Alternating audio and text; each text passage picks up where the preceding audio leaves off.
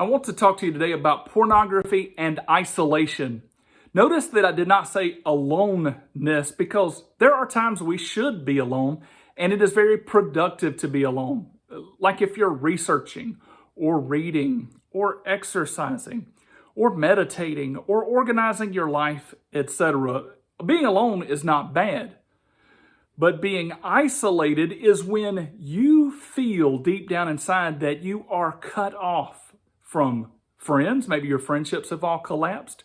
Maybe any kind of relationships that you do have are terribly strained. And maybe acquaintances pour in and out of your life with such frequency that you think, man, I'm just kind of cut off. I'm an outsider. Pornography might be the cause of this. And let me see if I can explain why. It is very obvious in looking at the human body that we are physically, sexually designed for each other, males to females, females to males, and that this physical linkage, anybody that has ever engaged in that knows that there is this outpouring of emotions that are meant to bond us to another human being, to help with the feelings of acceptance and love and place and longing and meaning, etc.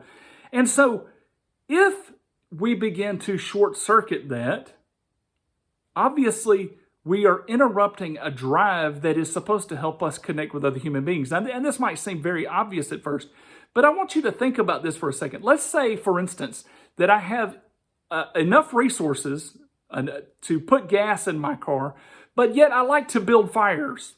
And so, I look around, I'm like, well, I could just drain a little bit of gas out of the car. And so I take some gas out of the car and I go build a fire. Woohoo! And then I take a little more gas out and woohoo! And take out some more gas. And then pretty soon I find out that I don't have any drive left to take me to the places that I need to go. You see this with alcohol and drugs and gambling, where we short circuit ourselves by providing our own needs in some kind of twisted fashion that our real need doesn't get met. You see, that drive was placed in you to help you get out there and take a risk in getting to know other people, and especially to find that significant person in your life that will help to fulfill you. But instead, what you are doing when you fulfill your own needs, so let's just say you wake up in the morning, all of a sudden you feel this, I've got this need, but I'm going to take care of the need. And so I spend a lot of time with myself, fulfilling my own need and getting familiar with myself and my needs. And that is especially including a terrible feeling of lack. Now, can you imagine more and more familiarity with the feeling of lack and how that intensifies and how it makes the need cyclical and terribly addictive? You see, you were actually created to take risk and to actually get out there and put yourself on display to the world and to engage the world. But if you are using your energy and you're taking risk by looking at, should I really be looking at this kind of stuff or not? I don't know if I should take that risk. Or maybe I'm at work and I'm taking that risk and I'm spending a little more time like, woo, okay. Or maybe I'm actually sitting and hanging out with people and I'm taking some risk, baby, while I'm just kind of glancing through stuff on my phone. If I begin to take one type of risk versus the risks that are satisfying me, then all of a sudden the rewards aren't there. And that brings us to a backdoor category. So number one, I don't have the drive to get out there and do the things that I should be doing to connect. But on the flip side, I'm not getting any positive rewards either because I have negated all of those because I'm never taking any risk. So for instance, let's say you did actively go across the room and approach some girl. Maybe she likes the way you look and you get a little bit of positive affirmation, but then after a while you find out that, oh, we're not totally compatible. Okay. And then you take some risk taking and you get affirmed over here because this girl kind of thinks you're funny. And then this girl over here thinks that you're a little bit athletic. And one over here thinks you're a little intelligent. And so you get these little dabbles and these little nibbles that you are important in different categories of your life. You just haven't aligned properly. Versus not taking any risk taking and never getting any sort of rewards it makes the risk taking harder. And so then instead of taking active risk, like engaging with females, you're taking passive risk, like staring at females, which is odd. So when you're standing back and you are longing for a female and you're just kind of glancing and staring about, you are taking passive risk, and there's hardly any comparative reward there to get you out of this self-defeating, self-eating, self-feeding cycle of isolation, of being more and more familiar with yourself. On top of this, we have to add the concept of guilt. Some people are like, oh, that's a religious pressure. It is obvious from the secular world that the secular world mocks those that are caught in the act of masturbating, or they make light of it, or there's jokes about it, and it's looked down on. You know the cool guy, he's the one that's out there conquering the universe, blah, blah, blah. But the one that, he can't get a date and he has to spend all of his time alone and his sex life is very personal. Well, you can see that even from the world mocks it. And so the world knows the shame that is associated with it because they feel it as well. But some might say, well, that's not some are trying to normalize this, and this is true. But the question you should ask is, what are they selling? If someone is trying to normalize masturbation, they are usually selling you something, whether it's a seminar, whether it's their mental health perspective, and we can counsel you and help you, and they try to normalize it, to make you feel better, but they get to charge you for the time that you paid to talk to them. Or those are like, oh, it's just normal. It is just normal. It's just normal. But are those producers? Are those the ones that make money by peddling filth and trash? So there is absolutely this guilt thing that's tied to it. And there's, on the flip side, there are some that try to minimize it. They're like, oh, it's just like brushing your teeth, man. No big deal. The problem with that viewpoint is if this is the only major emotion that I'm feeling and the one I'm engaged in predominantly, but it doesn't mean anything, is life not then kind of meaningless? Well, I want you to think also about how guilty people act. Guilty people hide their thinking. Like, hey, what you thinking about? Oh, nothing. Well, how are you today? Well, I was thinking about, and you offer some kind of false story that you just spun out of nowhere. And so how is a person supposed to interact well with that since you didn't really offer them yourself? Or history, what'd you do last night? Oh, I don't want to tell them about the 3 hours I was on the computer. So, I read some articles on nature. You're like, really? Well, what did you learn? Nothing much, really. And so then that person's like, oh, you're a pretty boring person. You spent 3 hours on the computer and didn't learn anything worth sharing. You're kind of a nitwit. Or what about guilty people also hide their emotions? Like what if you're amped up and you're excited and you're triggered and you really have this need, but you're like, how are you feeling? Oh, I'm fine. But that's not who you really are. Or you feel guilty because you've just committed the atrocious act, and so then you want to hide that feeling too. So there's this constant state of oddness of being around you, and people feel that, and they don't want to connect, or they pull back a bit. Also, with all this, the real me or the real you can never be known because you're hiding. Like you're spending so much time by yourself, and then you're covering up for things, and then you start carrying these twisted thoughts with you out into reality. And so people can't really get to know the real you, and the real you is kind of boring anyway, which I'll get into in a second. And so if people can't know the real you, they can't accept, confirm, connect with, or even love you. They're kept at a distance, and it's a handicapped distance that you created. Also, this preoccupation with what was supposed to connect me to my spouse, since it becomes the primary feeling and the feeling that I'm chasing the most often, that I'm get the most gratification out of it, yet it creates the most lack in me, it creates some really odd behaviors.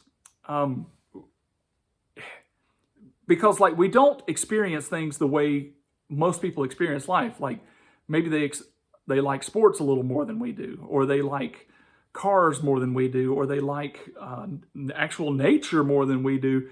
But since we're not emotionally engaged in those things, we can't really connect or identify with these people in any of these areas. And so when they're trying to really share about something and we're sitting there dry because we don't share the feeling, there's no way for them to feel good about the connection with us because we're not giving them any kind of positive vibes. And then there's really no way to us to connect with them because we don't value anything they're talking about. And so there's no connection. It also creates odd thinking. So when I am being fed a continual diet of pornography, I begin to think oddly when I'm around other people. And I begin to engage in some odd actions and some odd conversations and some strange ways of saying things like, it's like, well, why are you just standing over there by yourself? You're like, oh, because I'm thinking about stuff. And it doesn't really look like I'm engaged, but when nobody's looking, I got this odd behavior of I'm staring. Ooh, I found something to stare at. Ooh, yeah. And so anyway, it makes us really odd creatures that are not really engaged in the moment and not engaged with humanity. And when the focus of our life becomes pornography, and that becomes the highlighting crown jewel of how we become emotionally satisfied, it's amazing how much people around us lose value. So for instance, if you're a guy and you're heavily engaged in pornography and viewing pornography, then you really could care less about guys in society. Can you imagine going out and half of society means nothing to you? And it's actually worse than that, because now as you go out of society, most women mean nothing to you because you've got this value scale that you're grinding all of them through, that they have to be a certain height and a certain weight, and their hair has to look a certain fashion, and they have to be wearing a certain type of clothing. And if they don't meet those things, they're all just worthless to you. And so you live in a pretty null and void state of existence, as you're always searching for something that's not really there. And for those of you that might not know this because you're so trapped in it, life doesn't really offer pornography everywhere. It actually offers pornography less than it did 10 or 15 years ago. Now, some of you are like, well, that's so stupid. You could get online and find anything you want. Yes, you can. However, it is less accessible than it used to be. It used to be accidentally everywhere and peppered everywhere and spread everywhere. And it's actually been contained because society as a general is like, we don't really want this everywhere. You can still get access to it. But if you take media out of your life, when you're driving, pornography is not there. And when you're shopping, in 99% of locations, pornography is not there. And when you're out walking your dog, pornography is not there. Now, that doesn't mean that on a Friday night you go downtown someplace that you don't see displays of sex and sexuality, or that you don't see strip clubs here and there on the highway presenting themselves or whatnot. But in general, most of life has nothing to do with pornography or sexuality. And since that's your only focus, then you're basically rejecting 99% of life. And so that means you don't engage with most of life, which means you can't really engage with most people. Do you understand how the isolation here is working? In fact, on top of that, you're also kind of half participating with that reality. You're kind of like really, really preoccupied with other things. And so when you're at the ball game, your mind is actually on Sally that's, 3 chairs up and to the left, and everybody else is like, whoa, yeah, did you see that point, man? You're like, oh, yeah, it was great. And you're like, oh, look at dude, man, he just did that move. It's crazy. Or did you see how this guy got injured? And you're sitting there, oh, yeah. Or somebody comes to a party with you, etc., and you find that somebody's girlfriend is super attractive, and so you spend most of your time just kind of taking glances at her or taking pot shots at her instead of actually engaging with the friends that came to possibly be around you, but you can't connect with them because you're preoccupied and you've always got other things on your mind. Then nobody can interact with you.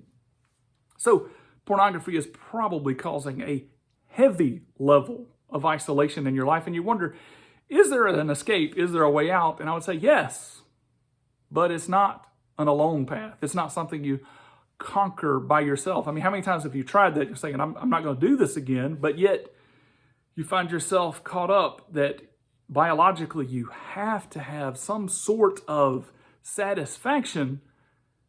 And since the easiest method is for me to take care of my own needs, then maybe that's the answer, but it never feels good. And this shame and this preoccupation with life is just hanging thick in the air. And is there not a way out? And I'll say, yes, there is. Through Christ Jesus. And I know some will be like, oh, that's awful. But yes, he is the way out.